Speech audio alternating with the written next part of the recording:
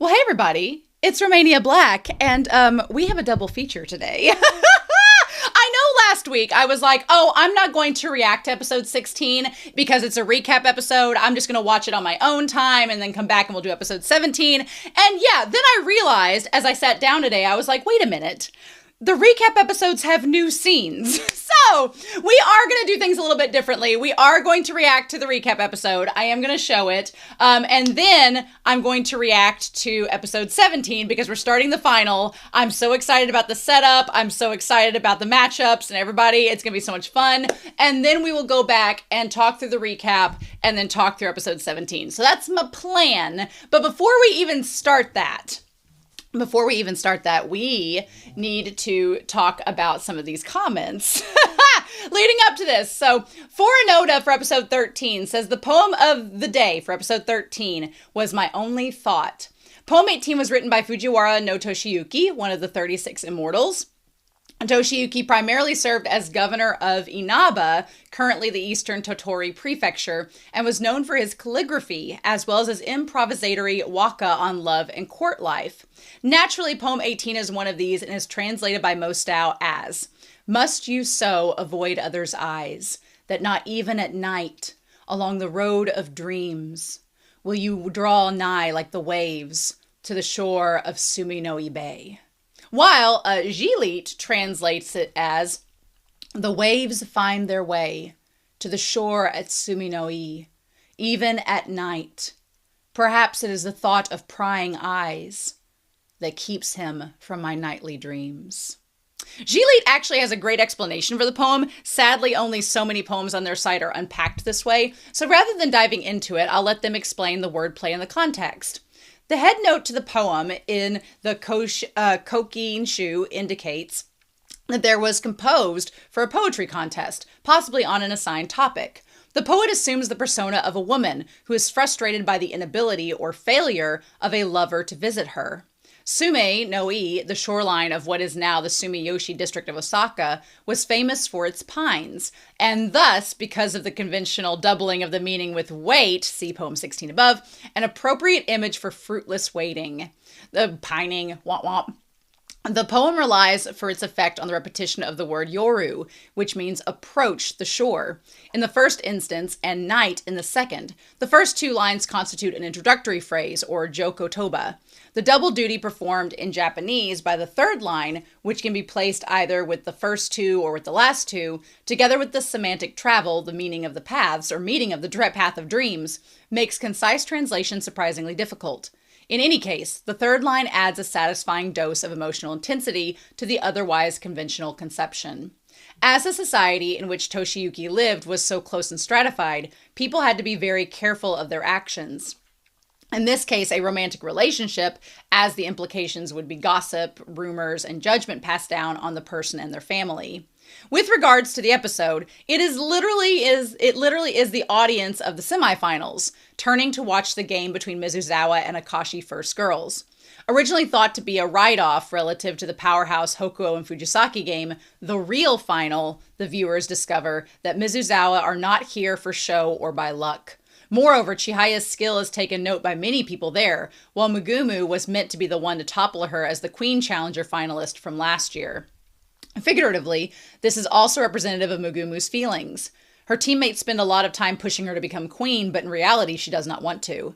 She knows that they are not sure of what she actually wants, but she only wants to behave according to expectations rather than be her own self.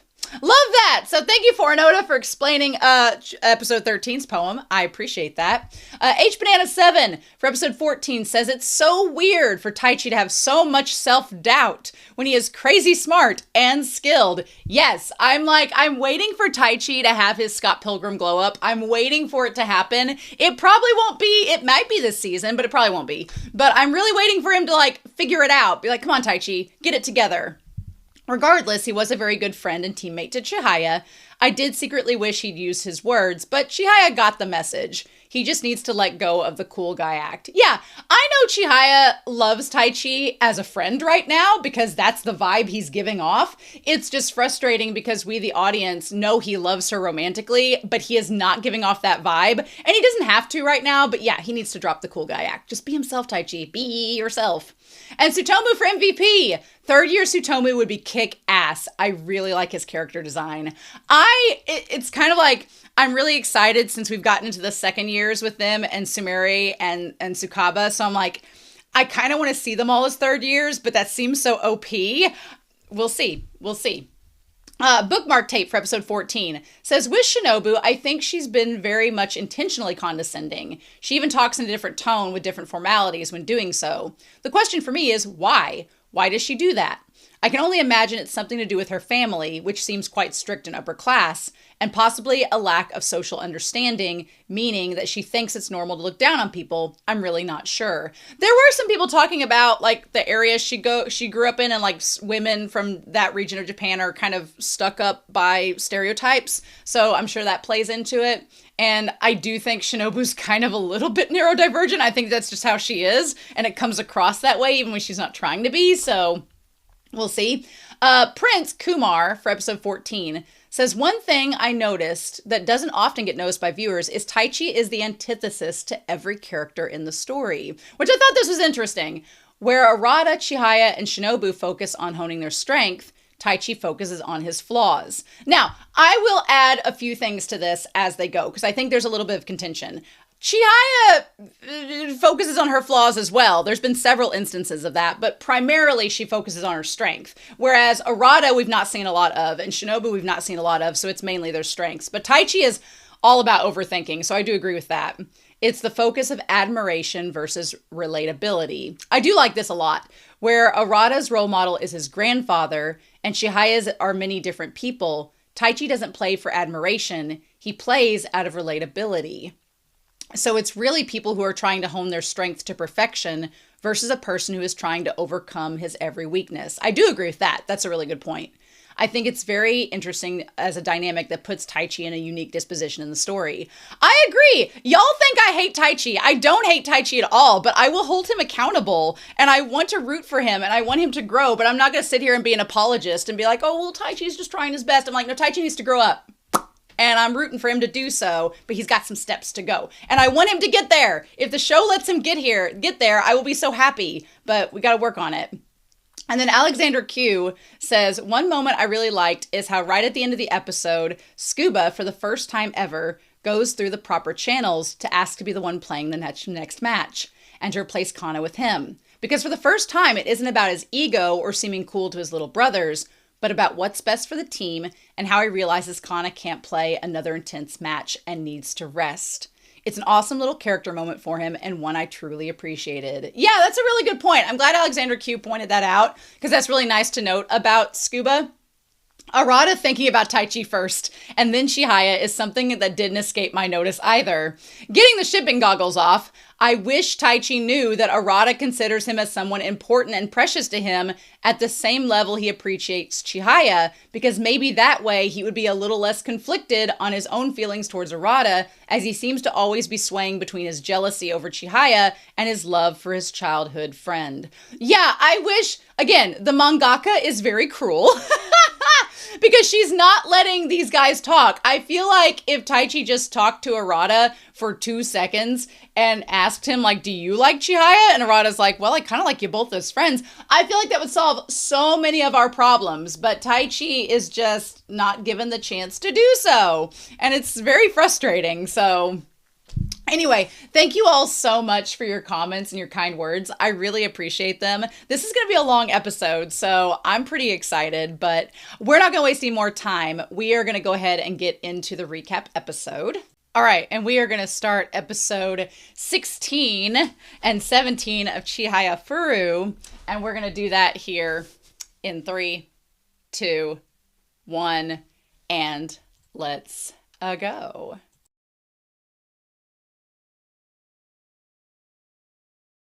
Ooh, show! you building this up! You building this up! Why do we have to have injuries in every sports anime. No!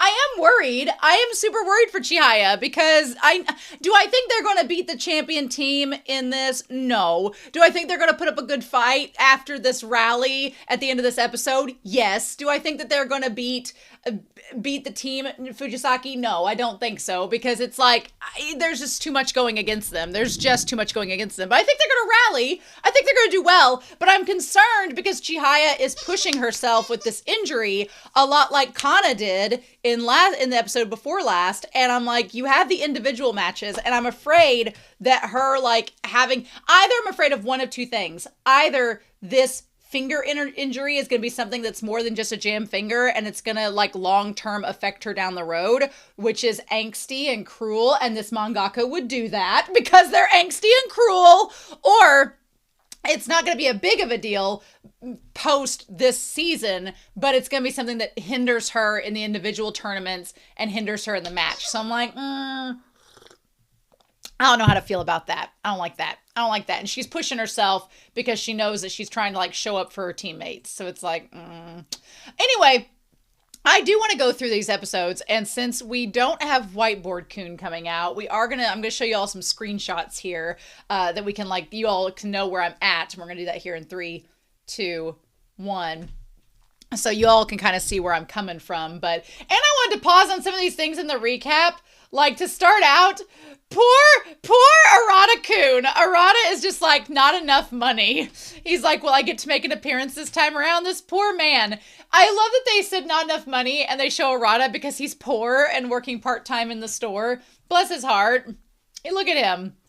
Yeah, the shop manager's poor guy. Then we have Chihaya's sister, who looks so much like Chihaya. She's like, they cut down on the extra mini segments because there's not enough money. That's not fair. That feels cheap. I don't like that. No. She's like, put together a 2-hour special by the 8 o'clock with a 500-page script. Don't spend the whole time talking about Chihaya. And he's like, I thought we were going to show my road to Class A. Poor Retro-kun. I would watch a Retro-kun side story of him going to Class A. I really would. I think it'd be fun. I don't know if I agree with him saying he deserves it more than Taichi. I think Taichi deserves to be Class A just as much as Retro-kun. But, and then Nishida's sister is like, I didn't get any screen time the first season, but I'll be a main character this time around. My story about giving up on love to pursue my dream of designing. And so then she's like, she was going to quit pursuing love to pursue designing. And then she's like, who's this Johnny Depp lookalike? The fact of Retro-kun being compared to Johnny Depp, if we had a live action version of this series, is that even possible? Would they even be able to find someone he doesn't look like Johnny Depp? I mean, maybe an Edward Scissorhands. Maybe. But man, she locked on. Nishida's sister was like, he's hot. Good for Retro-kun. Good for Retro-kun. I'm glad that he has accepted this. So anyway, we basically start to go through the recap. I'm going to skip all the stuff that we've already seen. I want to get to the stuff that's new. Particularly the fact that Kana indeed has only 3 eyelashes. Has that changed? I think it's so cute with Sumire helping her with the mascara. She's like, it doesn't change the fact that I only have 3 eyelashes. The 4th wall breaking in this series is really good. I like it a lot. And she's like, I can't call myself the mascara shogun otherwise. I also love that it's Tsutomu that is hit first with Kana and all of her eyelashes. I love that Tsutomu gets hit first. My Tsutomu and Kana ship is alive and well on this day. And Sumire's like, yes, I did it. She's like, I did it, even though all 3 of them are freaking out. Freaking love it. It's great. So yeah, then we have the OP. Getting past there.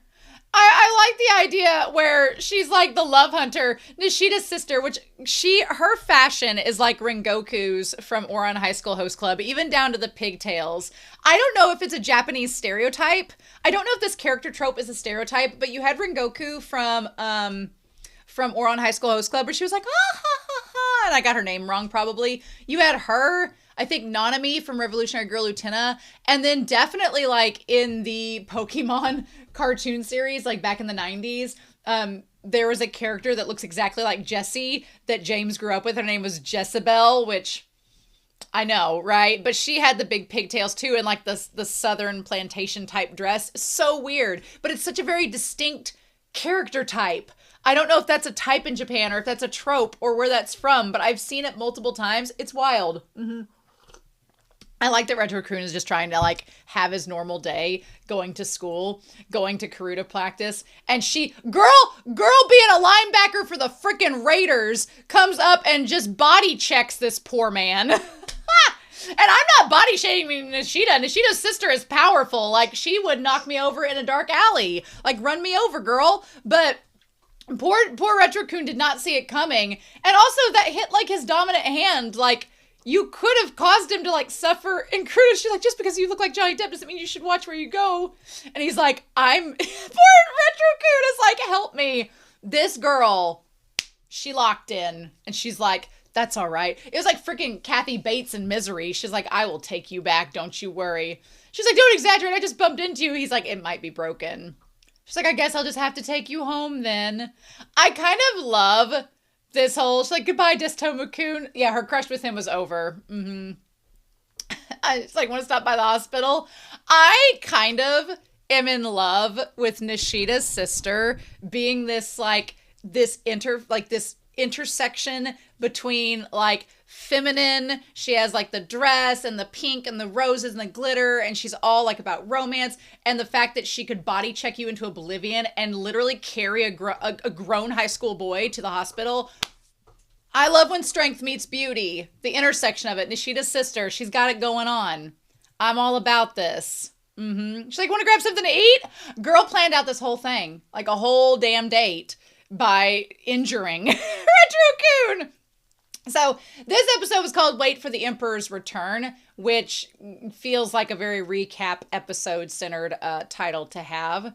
A lot of this that's left over in this episode is recap, but I wanted to get to the Suo card because like we have everything built up in the qualifier. We spent a lot of this recap talking about the qualifier, which is interesting to me. Then we have whatever this is. Like, what? Okay. Also, want to talk real quick about the fashion sense that Shinobu has on here, because I'm looking at her prints now. Like, her tights have little planets on them.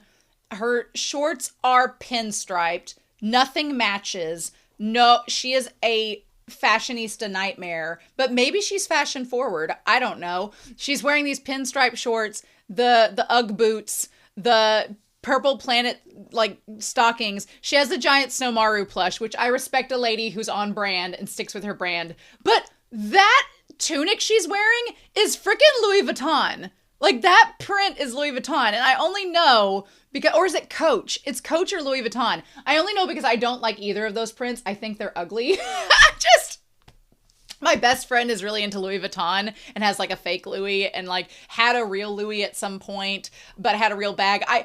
Romania is not a designer bag person. I could really care less. My purse I have is like a Fossil one from 20 years ago I got for graduation, and I still carry it. I put pins on it and everything. It does its function. I will never spend thousands of dollars on a piece of leather that I'm going to carry stuff in. That's so dumb. I'm sorry. The influencers that are all about Louis Vuitton and Coach, I'm like, the prints are ugly, y'all. I'm sorry. I just have to say it. Louis Vuitton is ugly.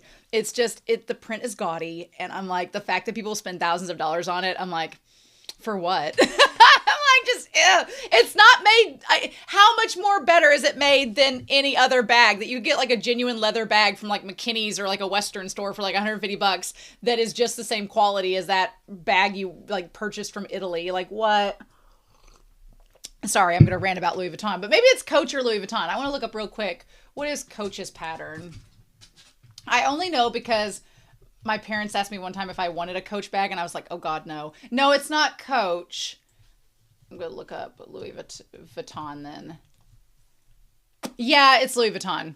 Interesting. Which kind of goes with someone saying that Shinobu is from money and she's bougie. So that, I do respect and love the idea, though, of Shinobu coming from money, and she just wears the most, like, atrocious, outrageous fashion. Also, okay, I will concede two things. You could go two ways with the ship boat with Shinobu. You could go Shinobu and Taichi as money on money, And like, that Taichi's mom would be all about Shinobu because she comes from money, and she'd be like, oh yes, Taichi, Shinobu, she comes from a wealthy family or whatever. I just personally, I see the vision with the Taichi and Shinobu ship. I'm not dogging it. I see the vision. I'm here for it. But Shinobu and Taichi have had like 0 interactions with one another. So I can't usually get on board. People make fun of me. People say that I just ship people that have barely seen each other, but I maintain there has to be a little bit of an interaction for me to ship them. I have to see an interaction. And I've just not seen any with Taichi and Shinobu yet. So I can't ship them yet. I've not seen that interaction, but if you want to do money on money, we'll call it SS Billionaire as their ship. Then that would be that. The flip side is, I kind of do like the idea. I'm not going to lie. I kind of do like the idea of if Shinobu and Arata were in a ship. Arata comes from no money, and Shinobu has more money than she knows what to do with. And I like the idea of her being on board with Arata as a ship, and him like being able to get his family getting some money from Shinobu's side. I kind of like that. That's kind of cool. I like that a lot. Which in turn, there is like the Cinderella ship, which Taichi and Chihaya is kind of the Cinderella ship in that regard. Cinderella has no money. Chihaya has no money. And Taichi's like the prince with all the money. So I see it. I see the visions. Also, Arata as the snowman. Do we describe Arata as the snowman, which is kind of like Snowmaru? Or is Taichi the snowman? This could go in either way. I like it. But that's a Louis Vuitton shirt. It's ugly, but good for her. Okay, so then we have Nishida's running into the problem where the fact that my sister and Retro-kun are the only people who are dating someone. You know what? Good for Retro-kun. Good for him. He has to win somehow.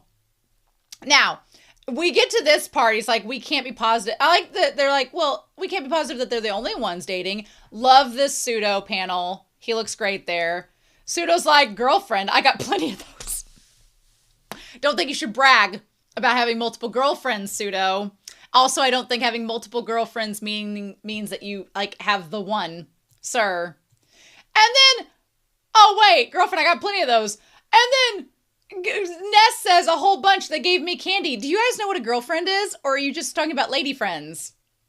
And then the one guy's like, well, naturally. He's like, we can't trust their claims. I love Nishida being like, they're a bunch of liars. They don't have girlfriends. Far from it. Forget that. Hey, we did establish that most of the guys on Fujisaki's team, at least the third years, have significant others. So, and we're seeing romance between Makoto and Rion. So we can't count it out yet. I like that Shinobu's like, I have, like, we already know what you're going to say, Queen. Does she have a boyfriend? What was she going to say? What was she going to say, Nishida? What was she going to say? Does she have a significant other? I don't think she does.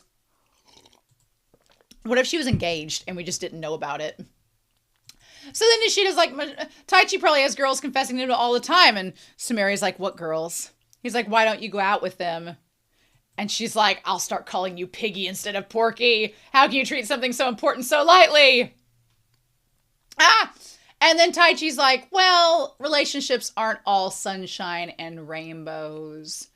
That in itself said miles. That in itself spoke volumes to the fact that Taichi, who overthinks everything, is like, well, but being in a relationship means it's not all great. You know, what about the conflict? Taichi doesn't want a conflict. He'll overthink every conflict. So that speaks volumes about him. And they're like, well, we know it. I like Sumeri's like, yes, I know what you mean. Like, Sumeri's been in a relationship. Retro's in a relationship. Taichi's like, I mean, I have my ideas about it. He's like, wait, why am I with Retro? Well, I mean, Taichi's had a girlfriend too. Although, would we call her a girlfriend? She was more just like there. And then Chihaya says, I want to go out with someone who's good at Karuta. And the thing is, she's thinking about Dr. Harada. The thing is, she's like, I want to go out with somebody who's good at Karuta. Taichi, of course, immediately, 1, thinks it's Arata. 2, thinks he's not good enough for her, which I'm like, you are, sir. Shut up. Scuba is like, could I be good enough to go out with her? No, she's thinking of Dr. Harada. She's like, I want to marry someone one day that's like Dr. Harada and really good and like a coach. I mean, Taichi, just step up your game, my dude. Step up your game. She's like, I want to go out with someone who knows how to put on a kimono. Well, did we establish that Tsutomu knows how to do this? What'd she say there? She says, I want to know somebody who puts on knows how to put one on. And then what'd they say? She's like, oh, just kidding. I feel like Tsutomu and Nishida are like maybe in a match to try to win Kana's heart, but I'm rooting for Tsutomu.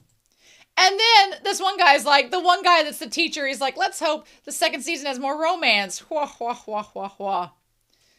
So I guess we'll be the best couple for the time being. Oh my God. Also, Retro-kun's little fanny pack with the chocolate's adorable. I mean, I feel like Makoto and Rion are giving us enough romance, so that's going to be a thing down the line, right? Yep, so, oh my gosh. Tsutomu said, hey, Tsutomu said, don't they give out lessons to put on kimonos? Oh, Tsutomu wants to go. Yes, yes, I love that. Okay, I want to get to the Suo one, where we had the Suo standalone panel. Where's that one at? I wanted to get to it, because I was really interested in that one, because there was a little bit about Suo given, but they didn't give us. Where is that? Because we had her there, and we had this part here. Where's the stuff on Suo? Okay, give me just a second. We're gonna, because I wanted to find there was that one panel with him, and I wanted to see what it was, because it was just like just a tiny little bit of detail, but it was really, really good. So yeah, we had that part there with them. It was like barely anything, but I'm like such a sucker for Suo information. Anything we get on him, I'm like, please give us all the things. But yeah, we spent a whole lot of time reviewing the match between Hokuo and Chihaya's team. We spent a lot of time on that. Suo's brought up in this episode, so I feel like it's important that we get to that little panel with him in it. Yeah, especially because we've established Chihaya has good game sense, which the Suo, they're kind of like, is it good game sense or is he just listening to the reader? Rion seems kind of more like maybe Suo. We're going to talk about that whole synesthesia stuff going on and them hearing colors and things like that, because that's exactly what it sounds like Rion has and what Kana has and how Suo reacts as well, which I wouldn't be surprised if more Karuta players than likely have this occur, because, you know, you're kind of drawn to where your strengths are, and Karuta is a sport that kind of celebrates that. So interesting. Okay, yeah, okay, we have the stuff at the end. I'm gonna find it here in a minute, but there's a stuff at the end with the coach for Fujisaki's team. She's amazing. Yeah, Coach Sakurazawa's Be Grateful speech. She's like, we might as well make a live action. She's like, then I would be in it. Yeah, I respect their coach so much. I love Sarazawa. I love her, because she's like, look, there are 1,000 students that are participating. Also, whenever the one guy's like doing this, I'm like, get out. Get out. I hope Taichi beats you. But she's like, there's a staff from the National Karuta Association, member of the local Karuta Society, as well as Whiteboard Kun's there. Whiteboard Kun made an appearance, and Kansai's Karuta Societies. They're all preparing cards just for you. One thing that I was like, did not realize is that they're all Class A or high Class A players. That's crazy. The people organizing the event are top-notch Karuta players. Because, I mean, in the speech competition that I coach and compete in, yeah, most of your judges and everything are alumni, but occasionally, you know, you're short on judges, you get some people in that don't have a lot of experience. Here, it's pretty much guaranteed that there's experienced alumni organizing and creating the event. And she's like, the top people are grade 10, even former masters or queens, which is crazy. It's like, if this were a high school baseball championship. I love that it's like all the unsung heroes are all stars, and it's like all the alumni are on the bench with them. That's so cool. And then we have, you know, Rada being next time off screen time, but he didn't have any screen time in this episode coming up, which is hilarious. No, he didn't get any screen time. That's so funny. But that's such a cool idea, though, that all of the people helping out with the event are alumni. Like, that's freaking cool. I love that. I think that's so neat. Oh my God. So it took me like 30 minutes to go find this stupid Suo panel. It is buried beneath the Yuri. It's like right before they get to the Kana scene with Kana. Yes, right before we get to the Kana, we were all distracted by the Kana and Sumire Yuri that we didn't see this picture of Suo. Oh my God. So yeah, adding eyelashes. So we have some Wagashi to celebrate. This is my 8th year in college now. Considering most bachelor degrees take 4 years, he's just doubled the length of time. Suo, what we doing? Suo, what we doing? Also, what a bro with his little loafers and his khakis and his checkered shirt. What a bro.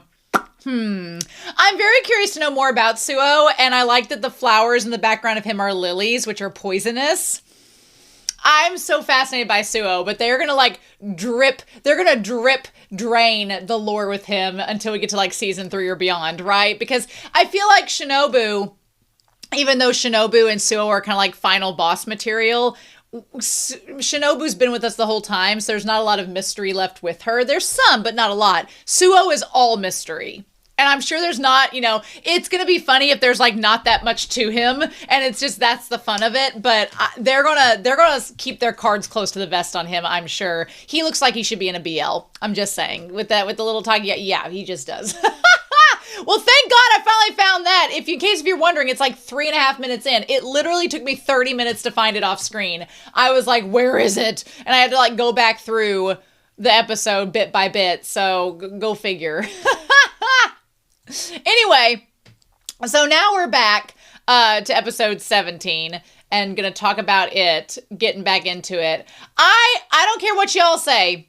I do like Rion as being different. I also like Rion as being very emotional in this episode. Like Makoto has painted her to be such an ice queen, but she's really not. She's really a lot more emotional. She just doesn't, it's like Chihayafuru. Most of them are neurodivergent. So it's like, she just does not express socially like Chihaya and others do. And that's awesome. I love that we get to see how emotional Rion is and how she kind of plays that close to the vest because she's been made fun of. And the worst part is Makoto's over here having a crush and realizing it on her when they've been kind of perpetuating this fear that Rion has. Rion clearly is copying Makoto's hairstyle because she looks up to them and appreciates them, but you've spent most of your time telling her how she's like being weird and as a creepy person. Of course she wouldn't speak out because she doesn't want to get ostracized. She doesn't want to get made fun of. My dude, what are you doing? I feel like you and Taichi need to graduate from the same school of fuck-ups and just get it together. Just pardon my language, but my God. Anyway, at least Makoto might figure out a way to do it, but I do like her, but I'm gonna be real with y'all. The coach kind of put the cat out of the bag. This was all set up. The coach is like, the reader's your grandmother. You love her voice. You have a thing about, I do think this is a legitimate problem for Rion. The fact that they get bored with the readers and the fact that they don't want to go along with the readers because they're not good enough. That is going to keep you from being a great Karuta player because I'm sorry, not everybody's going to be amazing. That's just, you got to deal with the cards that are dealt your way, literally, in Karuta.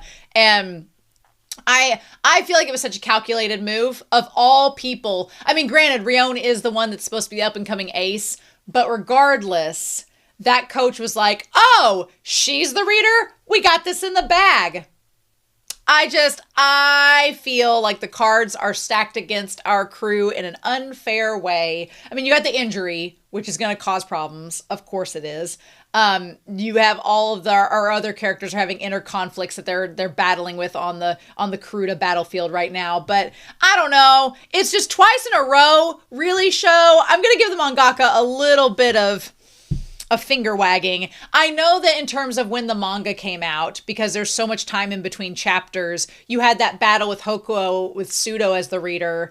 And I'm sure in terms of when the manga came out, there was a lot of time that had passed between that Hokuo match and when you got to the finals of this match. I'm sure there was a lot of time. I'm sure a lot of readers didn't feel the immediacy of it and feel like it was kind of like, didn't we just do this? I'm sure there's some of them that felt that way. But for me as a viewer, watching this happen back to back, oh, both finals that we just witnessed have an advantage with the reader.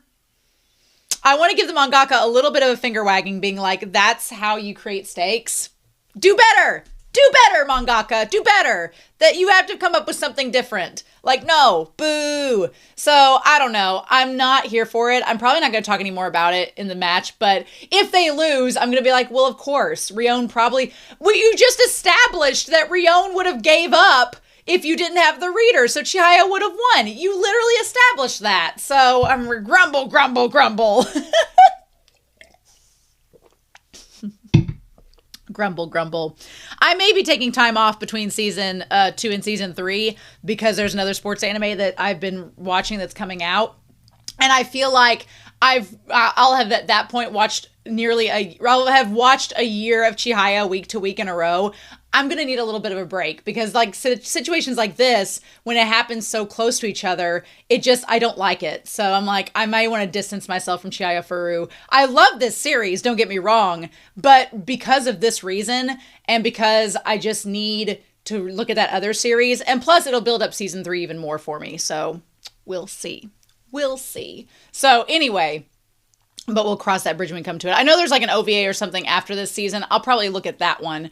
But then I may take a little bit of time off between season 2 and season 3 to build up a little bit of hype, right? Because a year of Chihayafuru has been a lot. It really has. I love it, but your girl, it's been a taxing series. So yeah. So we have this idea of trying to like make Chihaya's team face imminent defeat, right? And just get overwhelmed at the beginning and then just not be able to rise above. I think the big difference in this is that whereas Hokuo, I feel like they gave up and they were just like, yep, we got beat. I feel like Chihaya's team is going to fight. They're going to give it their all. And it's either going to go one of two ways. I think it's going to go the way of Fujisaki is going to win, but we established that next year they don't got much. They got Rion, but that's really it. So the coach is worried about next year not having enough good players. So I feel like Chihaya's team is going to lose and get second place at nationals, but it's going to position them in a place where, okay, we know what our weaknesses are. We know where we messed up at. We can come back next year and just freaking dominate and sweep the floor with everybody. So we'll see. But yeah, Shinobu not remembering Chihaya is somewhat surprising because she made a pretty big impression, but also establishes that unless you've beaten her, Shinobu really doesn't remember you. Like Arata, Suo, she remembers them. I don't think she remembers too many others. Right? So that's interesting. But yeah, I like the idea of calling the one guy an excavator where he's like a spider. I think excavator is maybe a little bit better than a spider. Is that fair? Or both of those comparisons are maybe not the best? And then Tsutomu is like, this guy acts feminine, but plays... I like that Tsutomu says, this guy looks feminine, but plays like a man. Rimal Rakoto's like, I'm in love! I kind of wish in hindsight, I know that there's a point of Taichi going up against the one captain. I know there's a point to that, and that's part of Taichi's journey. But I kind of wish Makoto and Taichi could have gone up against each other and then both looked over and saw their crushes sitting there and been like, I'm in love with her. Are you in love with her? Oh my God. Like, I wish there could have been that moment. Maybe Makoto going after Rion after the game will inspire Taichi, perhaps. And he's like, not Rion, I'm not in love with her. You certainly are, sir. You certainly are. Then we have this guy facing Scuba. Scuba just needs to embrace the weird. This guy's embraced the weird, and that's why he's like able to do so well. Scuba needs to embrace his weird and just let go to face them. They all need to let go of what inhibitions they have. Taichi has a lot of inhibitions next to this guy. The thing that still gets me is that this guy is not like Arata. He may look calm and cool like Arata, but he is so different. And I need Taichi to realize that and to just be like this. I need Taichi to have a moment of being like, you're not like Arata. I can beat you. Because right now, Taichi has like forced himself into a corner where he's like, oh, I don't know if I can beat him or not. And I'm like, yes, you can. Yes, you can. You just don't think that you can. I'm like, come on, dude. But yeah. And then this coach, she is amazing. I know the one guy's only focused on her boobs, but she's like, my goal is for you to be able to play for a long time without injuring yourself. She's amazing. I freaking love this coach. She's so cool. And I love how she's like, look, I know how I was as a player. I've played since I was 6 years old. I know what it's done to my back and my hips and my knees. I'm going to make sure that that doesn't happen to you. We're going to build your stamina. We're going to build your core strength. You're going to stretch for 30 minutes. You're going to throw for 30 minutes of running. And you're going to do reps of weight training with 3 reps. Like, girl, she's not serious. And I love that this team is like, this is what we've got to do to win. Like, I am inspired by her. I want to be her, like, as a coach. I love it. She's kind of cold and calculating, but she's like, this is what we have to do to win.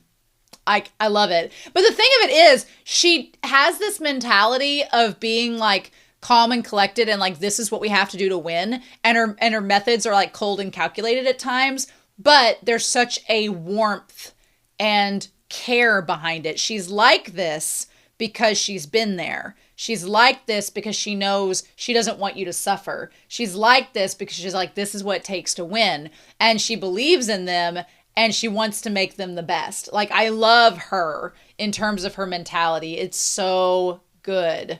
And she's like, Fujisaki is famous for always winning. That is the one thing in sports anime. The bigger team you have, usually the better you are at your chance of winning, because you have more of a pool to draw from of who your strongest players are, and it's more competitive. So if you want to play, you got to compete for it. Whereas I feel like some teams, and we've seen this in sports anime and I've seen this in real life, some teams, when your players that don't have, teams that don't have a lot of players to it, there's not as much competition, so there's not as much growth. Right? Whereas if you have a lot of players, you have a lot of growth. There's a lot of people vying for that top spot. Whereas in other teams, it's kind of a given. So yeah, it's interesting.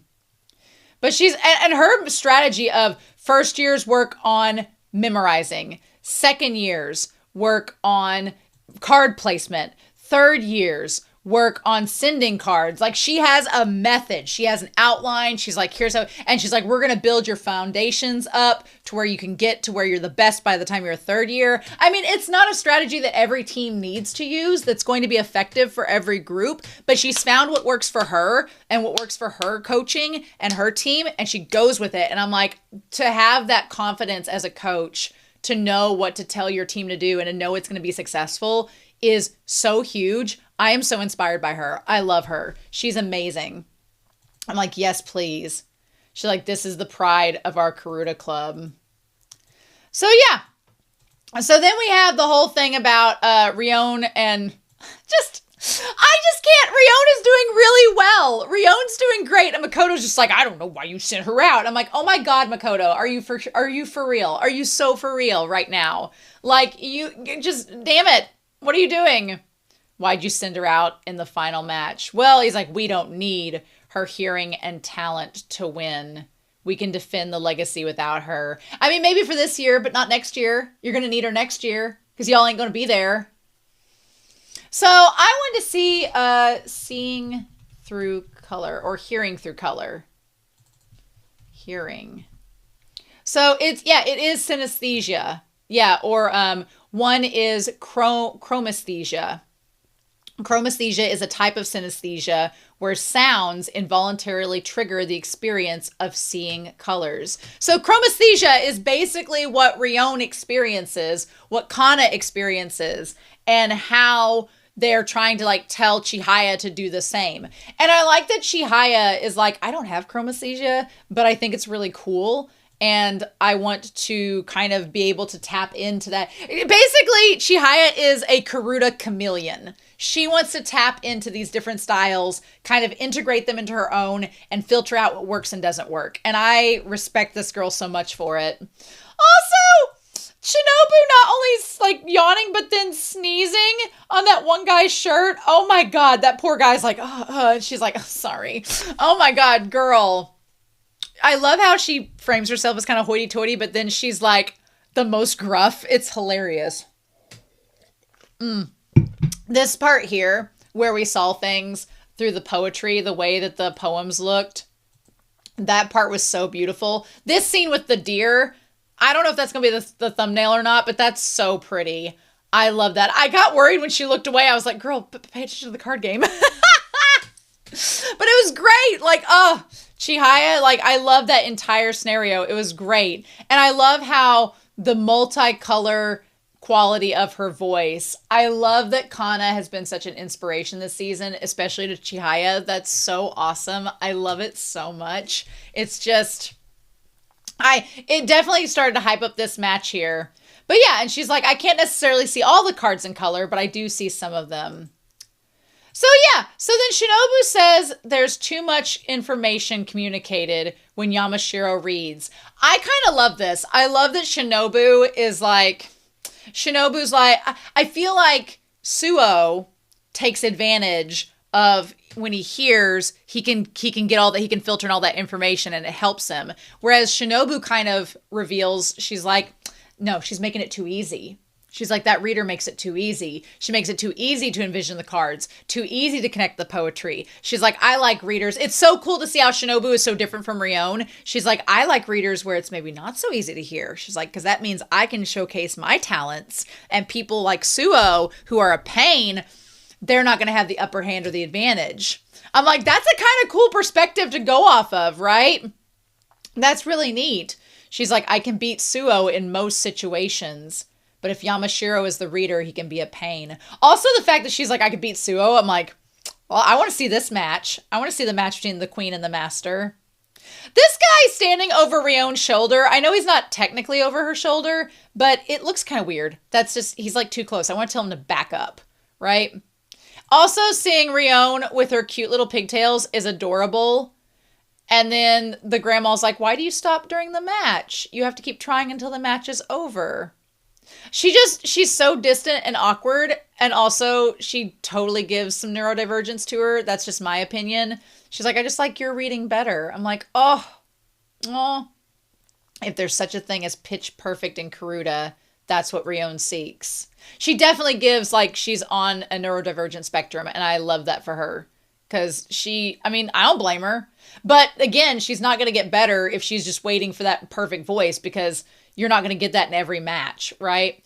Also, I love that this adds some emotion to her character. And then once Chihaya gets injured, you can feel like she has some empathy to her. Like Rion has empathy to Chihaya's cause, and she feels bad that Chihaya's hurt herself and is still playing. Like, so good. I love all this. This is my favorite of the cards when she's describing the colors, like the black burning brightly by night, yet extinguished by day. That line with the hair flowing down, that's my favorite card that's shown on here. It's so pretty. But yeah, the desire to be... Then she says the desire to be together. And who does she think of in that moment? But she thinks of Arata. And somewhere across the room, Taichi weeps. Now, does Chihaya want to be with Arata romantically? Not necessarily. It could definitely just be that she values Arata as a friend and wants him to be with them. But she instantly, here's my thing. Taichi's jealousy makes him worried that Chihaya will be distracted by Arata. But whenever Arata is mentioned, Chihaya locks in. She locks in even more. And I think that probably bothers Taichi even more thinking about it, that she's not distracted, that it's the polar opposite, right? But regardless, they both go for the card, and that's when she hurts her hand. Now, Nishida notices, and I think Nishida notices a lot more than the others. But Taichi, whenever Taichi starts to stand up, I'm like, yep, there you go, Taichi. And she's like, oh, I'm fine. I don't want there to be nerve damage and stuff. It doesn't look jammed, but it does look like it's injured. This does not bode well. No. And Chihaya is so freaking strong. For her to focus on, well, this finger's not feeling great. It might have been fractured. Who knows? She could have had a bone fracture. I've had a bone fracture in my little toe from running before, and it didn't look broken, but it hurt like hell, and you couldn't really tell. And we went to the doctors, and he's like, yeah, you fractured your toe. He's like, there's not much you can do about it except wear a boot for like a week or two. It'll have to heal on its own. Sorry. And I was like, ugh. So yeah, it could be that she fractured her finger. It could be. That's worse than a jam, but it could be what happened. And so her being like, I'm going to just try to get it with my middle finger. Girl, if your finger hurts, that's crazy. So we go to Taichi where he's looking at Ryoga being like, Ryoga doesn't commit any faults or make mistakes. Again, Taichi, he's like, well, doesn't he get tired? I'm like, you've competed in the same amount of matches as him. He probably is tired like you, but he's pushing through. Just push through, Taichi. You got this. Come on, my dude. Like, all of them, nobody can find their rhythm in this match. And I just want to, this one cracks me up. Scuba's like, what do I do? I'm just like, you all need to get over the flashiness of what's before you. Like, Nishida is focusing on Mr. Excavator and his stance. Don't let that distract you. Get over it. Scuba's distracted by this guy looking a fool. Don't let it distract you. Get over it. Taichi cannot get over the fact that Ryoga looks and acts like he thinks Arata does. Doesn't matter. Not the same. Get over it. And then Tsutomu and Makoto seem to be the only ones that aren't focused on this like surface level things, even though Tsutomu said that Makoto looks like a lady. But I'm like, whatever you're seeing, avoid, ignore. Doesn't matter. Get over it. Show what you got. But they're just kind of overwhelmed with the flash of Fujisaki. And if anything, I hope that they learn from this match. But I would like for at least somebody to win against them, right? But yeah, Chihaya thinking like, yep, our aces got hurt. I can't break the luck that started with Kana. Oh my girl, ugh. And that's when Shinobu like starts to notice. Well, first they drag her down to the very front row and she's like, I really don't want to go. And they sit her there and she's like, son of a bitch. And she's stuck between the Empress and the one coach. And she's like, I hate it here. She's like, I hate it here. She's like, why am I have to watch? But I'm glad she at least recognized Chihaya. That's good. She's like, why does Rada care about teamwork and friendship? Shinobu is literally the grumpy Care Bear. Arata's like, come on, Shinobu, be a Care Bear like the rest of us. And she's like, no. But she'll learn the value of teamwork, I feel like, by the end of it. But yeah, so Rion realizes what Chihaya did when she stuck her hand under the card that I think she could have fractured or sprained her hand. I don't know. But she's like, you know what? It's sometimes the face that she gives, like that face alone, I was like, oh no, Rion has lots of emotions. Rion has lots of emotions, as does anybody. She just doesn't show them as much, but they are there. And I love seeing this side of her to be put out, right? I also like Dr. Harada as the devil being like, you know, they could provide an opportunity where you can use an injury to play psychological tricks on your opponents. And Chihaya's like, I'm not usually one to do that, but why not? But Chihaya doesn't rely upon her injury being the one to like stop her. She's like, look, if my opponent thinks that about me, sure, whatever, go for it. I'm going to just play Karuta like I normally play it. And we're just going to go from here. And that's all there is to it. And it's going to be all right. So, yeah.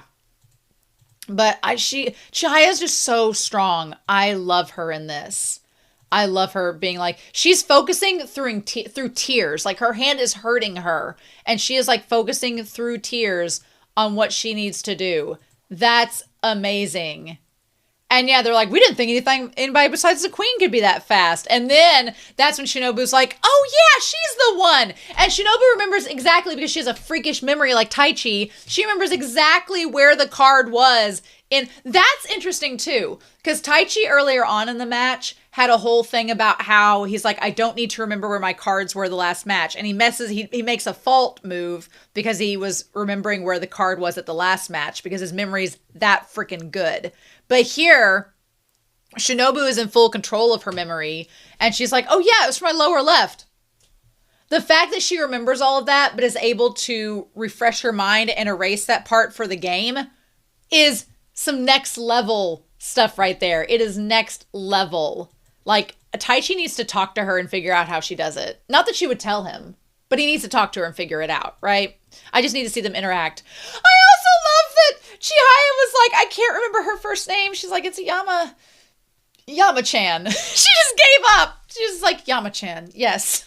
Just didn't even try. It was just like, nope, that's all we're getting. It's fine. And she's like, okay, we're just going to go one card at a time. That face.